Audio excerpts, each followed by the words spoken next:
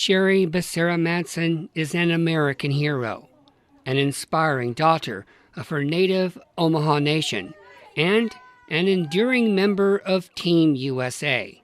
But her thoughts were on her hometown of Nebraska City when she crossed the finish line at the Tokyo Games. The pandemic had limited organized competition, so she didn't know how well the other athletes were doing. She was 44 years old and had worried earlier that she might not even be able to make the team for a fourth time. It was raining, and there were no family or friends in the stands. That was such a tough race for me. I'm kind of one of the heavier athletes on that start line, so if you kind of notice, I always kind of get out last off the line. I probably have 20 pounds on everyone else. And I got third, which was great. I didn't even medal in this one in 2016. And Hannah, the other American that I beat, she has beaten me all year. And so for me to come out with just that little bit at the end, that was really great. It was really hard.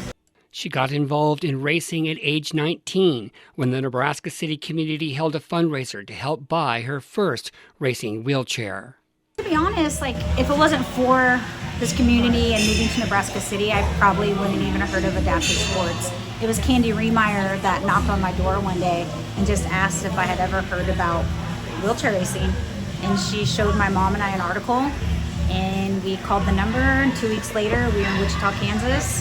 That was the first time I'd ever seen a racing chair, and it was like love at first sight. It was something I knew I was born to do.